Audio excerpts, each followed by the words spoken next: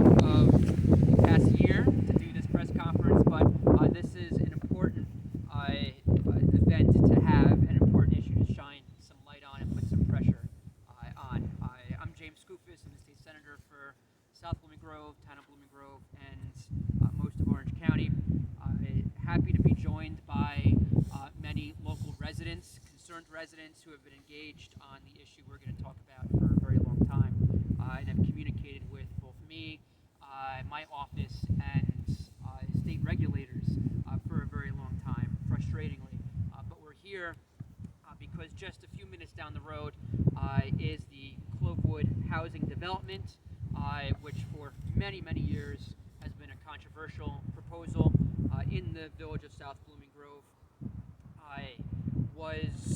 Was unable to move forward with construction because of, among other issues, an inadequate water supply.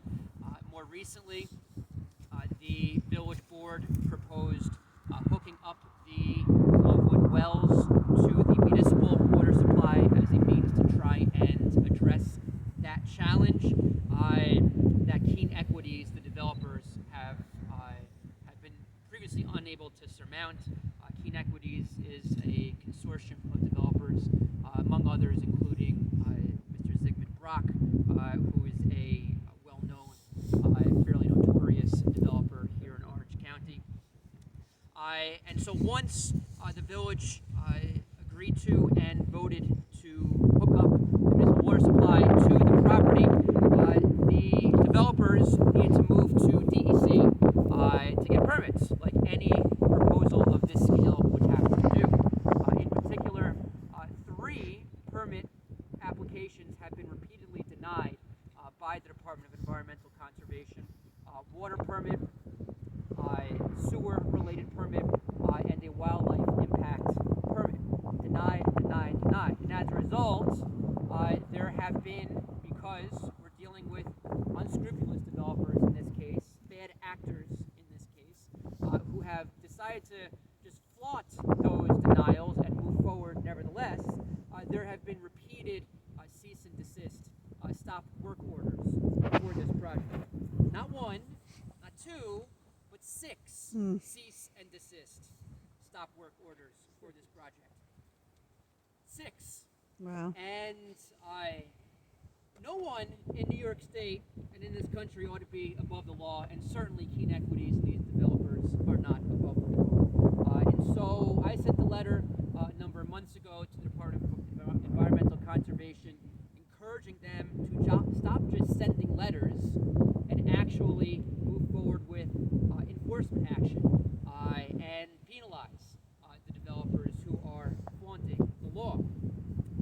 Here we are now in January, and there have still been no fines levied, there have still been no enforcement actions levied, and so we're turning it up a notch. My office and I have been in constant contact with the DEC. I do think they are beginning to hear us and understand the gravity of the problem and the frustration that is mounting from my office and from local residents who they've also acknowledged hearing.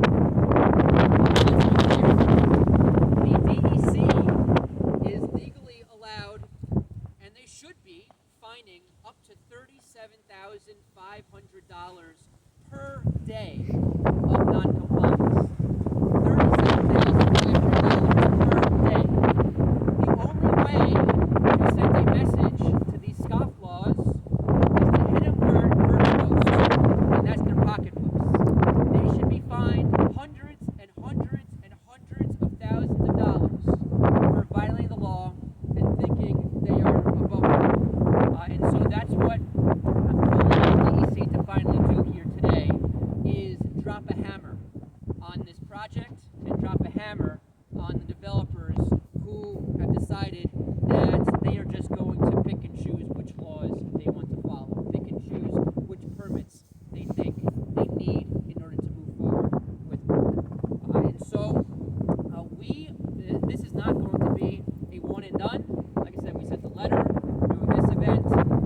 We are going to be relentless, my office and I, in making sure the DEC does not just cast a blind eye or sweep anything under the rug. In this case, we will be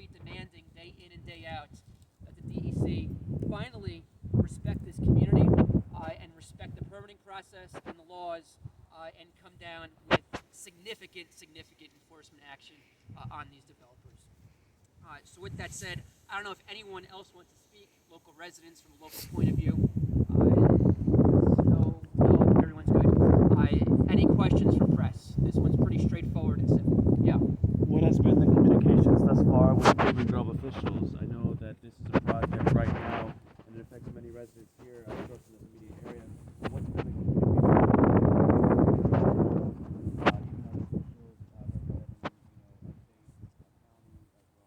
Yeah, so certainly I'll start with the latter first. I would certainly encourage all of our officials at every level of government to become engaged on this. They should be. This is a matter of right and wrong. It should not be a matter of politics. On the first, I know that the Village of South Living Grove officials, local electeds and administrators, they were very aware of the letter I sent. They're made very well aware of the concerns leading up to that letter. They were even made aware that this would be happening here today. I think it's probably fair to say they're not thrilled with the actions that I've taken. And to that I say, I don't care. And quite frankly, they should be taking similar actions. It's their community that they're tasked with also representing and looking out for and following the laws. And so, they should be caring a lot more than we do. one more question for you, Senator. Is there any timeline that you want to share with the public?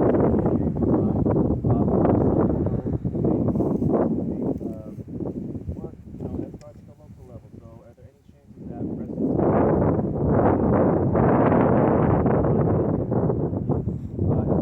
comments, letters, things like that? I would encourage residents to continue, many already have, to continue sending either directly to the DEC or through my office, which we can then refer to the DEC. Complaints, concerns, local testimony, things they're seeing, things they're experiencing here on the ground. The DEC has, in communications with me and my office, encouraged us to encourage that as well. They are receiving those comments. In terms of a timeline,